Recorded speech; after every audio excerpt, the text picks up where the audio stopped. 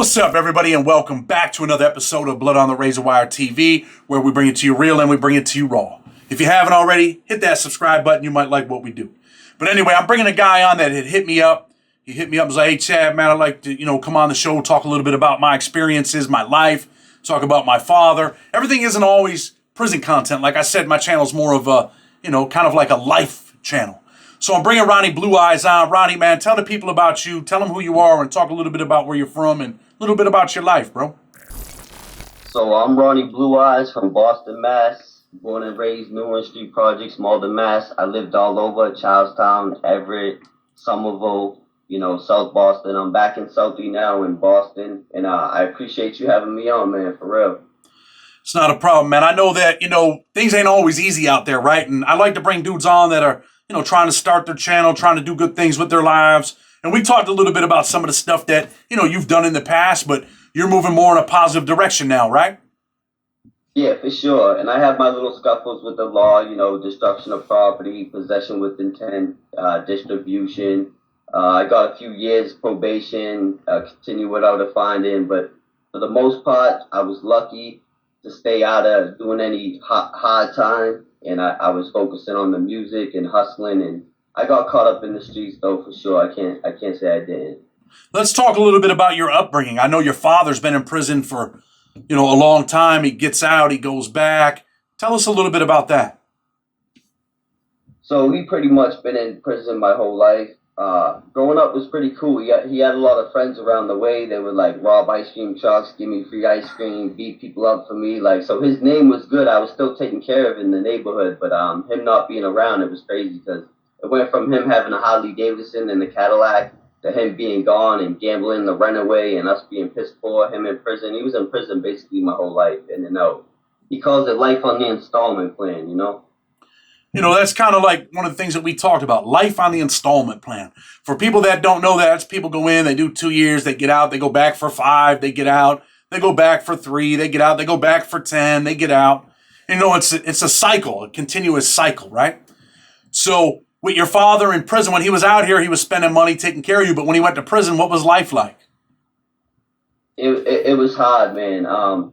So we grew up poor. We had some of his friends. They would go to the store, steal cold cuts for us to eat. My mom would hawk her jewelry for us to have a Christmas. And she was homeless and in hotels and shit. But getting them calls from Walpole, I look forward to talking to my dad and my godfather, my brother. They were all up there at the same time, So. Do you think that affected your life, not having a father in your life directly? For sure, there was good and bad. In my neighborhood, we're so used to not having fathers that if I said, hey, I don't talk to my father, my friend's like, I never met my father. My father's dead. At least your dad's in jail. He could call you. So I never looked at it as an abnormal, anything abnormal. But when I got older and had kids of my own, then I realized something ain't right here. It definitely affected me. I had to learn everything the hard way on my own. But again, he had a lot of solid dudes on the street in Boston that would look out for me, take care of me to an extent, So let me ask you this, though. You talked about hustling. You got arrested for criminal possession with intent. How old were you when you started hustling? 11. 11 years old. What drove you to do that, man? What drives an 11-year-old to say, man, I want to sell drugs? So we had the free lunch, the yellow ticket to get the free lunch, the welfare thing, right? Food stamps. And all my friends in school, they were bringing lunches from home and buying all these fancy lunches and just basically starving. Like I want to eat good. So I turned a few people on. I sold a little bit of weed. And then the next day, they're all eating nothing. And I got the big tray. And I realized right there, I'm on to something here. So from there on out, it was just 11, 12, 13, 14, I was in the McDonald's driving through, selling dime bags through the window. It was just normal to me, It was a hustle. It was my go-to, my bread and butter. Let me ask you this, right? Because I grew up poor, too. My father was a drug addict. My father left when I was 3. My mother was pretty much a single mother for a long time. We were on welfare. Life was not easy, right? But, how many nights did you go to bed hungry? My mom did pretty good at feeding us. She did whatever she could. She hawked her jewelry. We didn't go without. We did good. I consider myself hood spoiled, like ghetto rich. We always had everything we needed. But when I got older, I realized, like, to me when I was younger, Burger King was like a luxury. Now it's ghetto food to me. I realized how poor we were until I got older. When I was younger, I didn't really know. Ignorance is bliss. It was all good. We had food, we had shelter, but we were in the projects, free heat, welfare, food stamps. That's why we were staying afloat while my dad was in prison. Let me ask you this, right? Because I've been through it before and I've seen it done to other kids. When you were little and you had kind of like the free lunch and the other kids didn't, I mean, were there times when other kids would pick on you and things like that? Well, I already had Napoleon syndrome. Like, little, I was always small, so I was always kind of really aggressive. So no one would make fun of me, but I was like a popular kid, and all the girls liked me, so I would be embarrassed. No one had the balls to say something because I'd smack them, but I was embarrassed. So I'd rather tuck that in my pocket, buy a lunch with the money I just sold little Bud with, and put off, basically peacock, and just like I didn't want to look, because when you live in a neighborhood and then you go to a school, you're with kids from the whole city, not just from your poor neighborhood. So them other kids in the same city, the city might be all right, but my neighborhood was particularly poor. But then when I went to school with other kids from other neighborhoods in the same city, they were doing all right. And I was like, oh, all right. I took the bus to school, I walked to school, they're getting rides to school. Like, it all started clicking. But I in want the to. project, we grew up on dirt bikes and ATVs. My brothers would come dismiss me from school and just pick me up on dirt bikes and shit. It was pretty wild, man. Let me ask you this, right? Because I want to get more into your life, right? Your father's in Walpole. Did you guys go up there to visit him? Yeah, man, I got a picture of me, my mom, my godfather, and my father from 1987. And my father's just big, big mustache, big muscles, shaved head, like, big badass. And I was 2 years old in the picture. I would go visit him occasionally, but every jail and every prison in Mass, he touched down and been there. But once you did state time in Walpole, he every time he got arrested, he had to go to Walpole. So most of his majority of his time was in Walpole. And my godfather, King Reaper, he was in Walpole 30 years straight. Let me ask you this, right? You go to see your father. He's in prison, right? And you go visit him. How does it feel as a child to go visit your dad when you're on the visit? So it sounds fucked up. At the time, it was normal. I see my brothers, my father. It was so normal. Everyone in my neighborhood and in my family was in jail or in the life. So it was normal, but it was very intimidating at the same time. Very intimidating. I was very young. We're getting patted down. There's a plexiglass between us. I can't hug them. It was definitely like a reality check. And it was crazy. There was rumors allegedly, I had a rest in peace, Mom Doris, but she told me a story. Her and my godfather that they used to smuggle the white girl in my diapers and shit back in the day. The baby powder back in the 80s and 90s, you could do that shit. So I was just a young baby visiting Walpole and other Framingham and other places before I even knew. Let me ask you this. When you left the visit, right? It was cool. You're seeing your dad. When you left the visit, what did you feel like? What does a child feel like when you leave and your dad has to stay in prison? Are you sad? Do you cry? Are you like, damn, I wish my dad could come home with me? Yeah, man, it hits home, bro. Like, leaving hits home, because it's like, he's a solid dude. So the whole time he's like trying to stay positive, keep your head up, his good spirits. But once you lock them doors and it shuts, reality hits, your heart drops as a kid, you know. And it affected and influenced my life not to make them same decisions. And I slipped up. I had my things, but I was fortunate enough to stay out of big trouble. Never had to do no hard time, nothing crazy like that, kid. But it affected me. It scared me straight. Like watching my older brother overdose, that made me never do any hard drugs. Like I learned the hard way, scared straight. Let's talk a little bit about your brother. Your brother overdoses. What does he overdose on? Back in the days, it was heroin, and he actually overdosed a few times. My father did too, but they were revived and back to life. He actually ended up living, but it scarred me for life. I was just a young kid, and my brother died in front of me. He was blue for like 4 or 5 minutes. Then they came, hit him with the Narcan. He shot up like a ghost, The first thing he did is flip out because he was sick and went and caught dope. It's a wild life. My father was a junkie too. My father died, and so and my other brother had a problem. My brother Boo, rest in peace, and he ended up committing suicide. I got 9 brothers and sisters. There's 10 of us over here. 10 kids. It must have been a rough life, huh? In the projects in like a 2-bedroom, you know. Let's talk a little bit more about you. Now you're getting older. You're hustling. You never really do any hard time, but what do you end up doing with your life? Do you go to college? Do you get a job? What happens in Ronnie's life? No, I hustled, man. I was all about the women and the weed, the jewelry, the cars, the girls, the music, the videos, the money. That's what I did for a while, you know. I caught a few small charges: destruction of property, you know, possession with intent, distribution, all that shit. But you know, fortunately, I got probation, and that's when I started to really focus and take that time. Like when I was on house arrest or probation, I was trying to stay out of trouble. I would stay in the crib and just work on my music, work on my plans for YouTube and life in general, you know? Well, I mean, you weren't working on YouTube all your life, right? It's kind of like some recent stuff that popped up. But what were you doing at the age of 20? For sure. Age of 20, I was still hustling. I was just getting out of the game because I was just about to have a kid. I remember getting rid of as soon as my girl told me she was pregnant, I gave all my homie my stuff, told them to hit me next week, and I'm out the game. I gave my other homeboy and my little cousin a few girls that I work with doing some other entertaining things, and I just completely stepped away once I heard my girl tell me she was pregnant. So your girl having a baby, that changed your life. Yeah, unfortunately, it didn't last forever. I caught like a few more charges after that. I got arrested one more time for possession with intent to distribute, but it was only marijuana. And and then I got a distribution charge for marijuana in 2013. But I got to continue without a fine. I got to co-off and did a year probation. And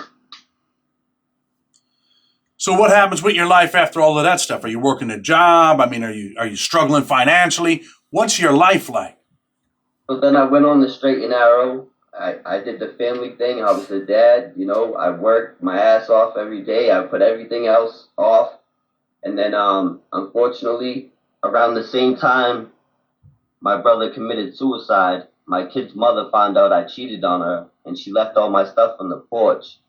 So as I go home with this terrible news that my brother just killed himself, I find all my shit on the porch. So I take it, go to my mother's.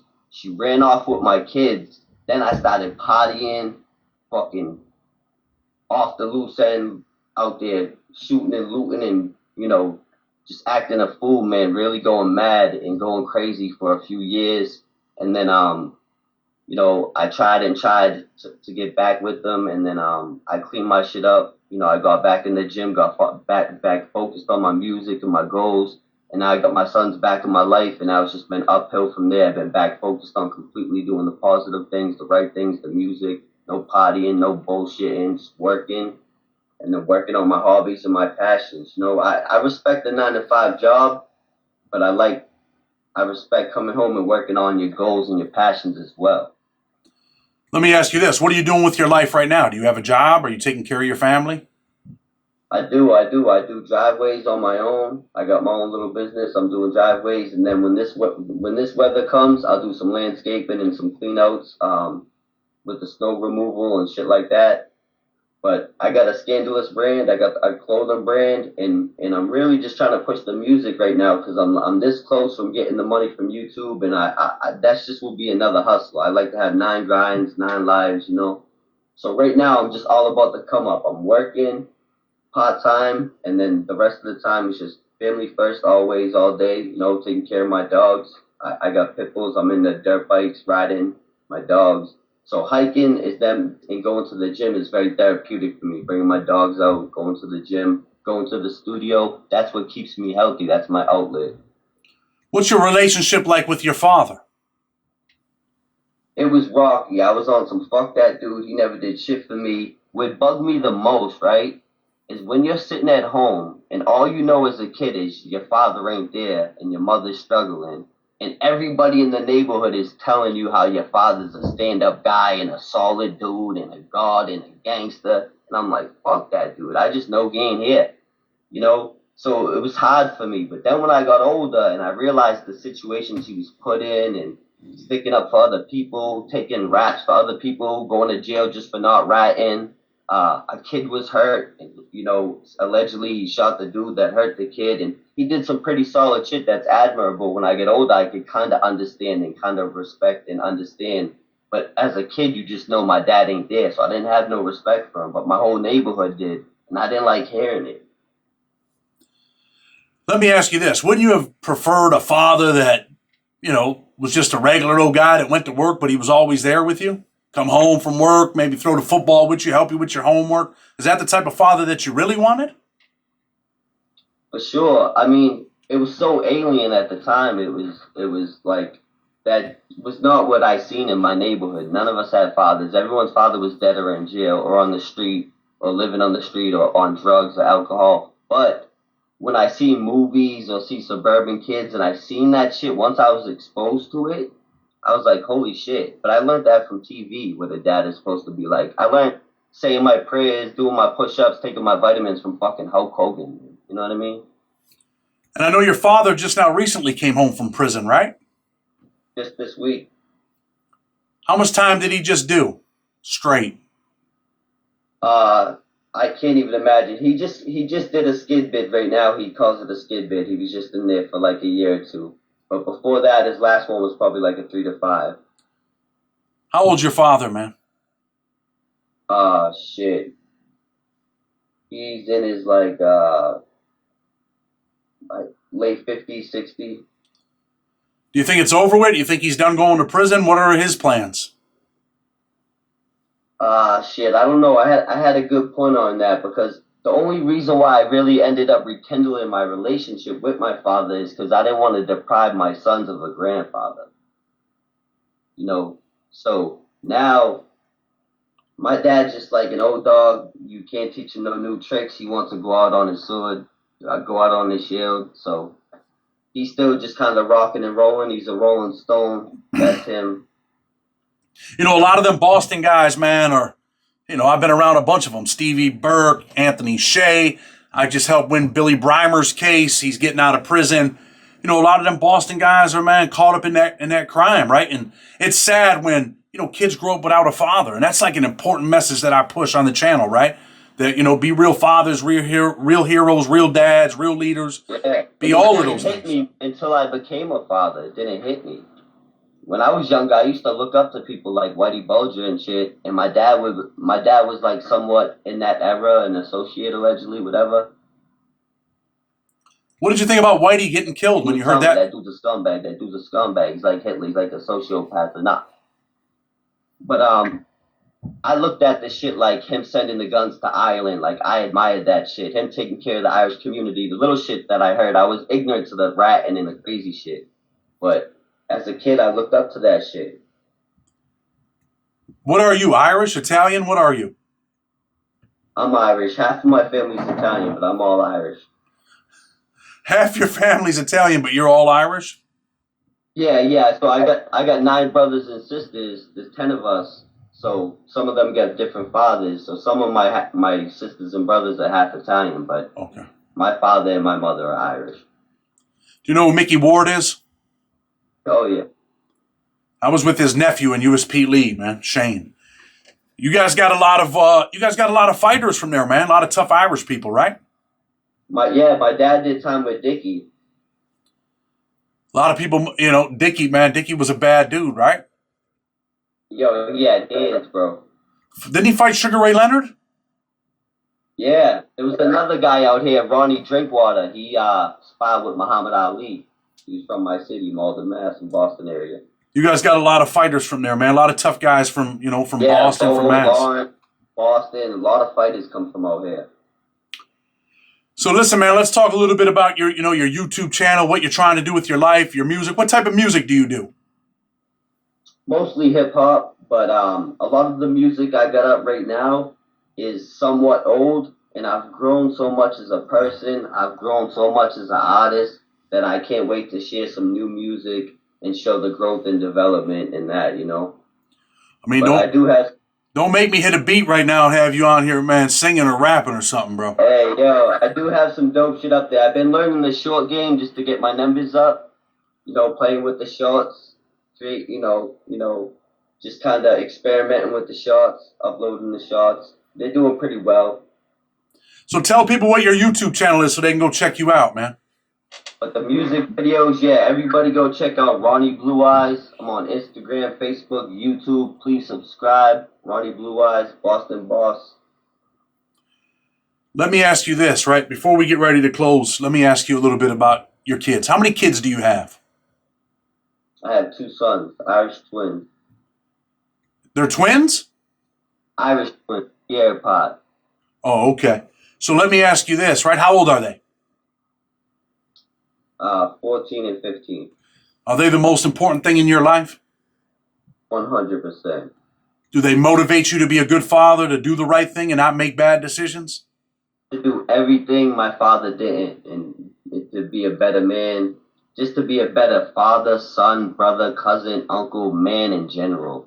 They make me want to be a better man. And they're into the dirt bikes and the four-wheelers now too, so we've been having a blast. I got them boxing with Dennis Wilcox and a few other legends out here in the Boston area that are connected to like Rogan and the UFC, Welch, and there's so many fighters out here that I've been steering them in the direction just to stay busy, you know? Stay out of trouble. Sports. Well, you know, I think that's kind of what the message is today, right? Because this isn't a prison interview or anything like that. It's more of an interview of, you know, about your father and what it's like for kids to grow up without a dad. So before we make decisions, man, when we got kids, man, we got to think about them first. They have to be the priority. And I think that's the message that should resonate today. You know, dudes, man, let today be the day that, you know, people become real fathers, man, real men, real leaders. You feel me? 100%. Family first, fam first. You know, you got to work on yourself so you can take care of everyone else around you, you know?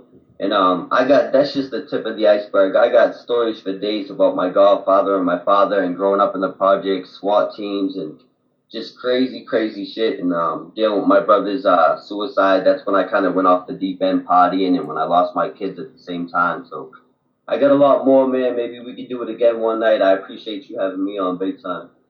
Well, listen, man, I appreciate you coming on and sharing your stories and experiences. You're from the East Coast, bro. I want to try to help you get a boost. If people, you know, like what you're talking about, go check out your music, check out your YouTube channel. Go ahead and subscribe to Ronnie Blue Eyes. I'll put the information in the link and all that stuff together.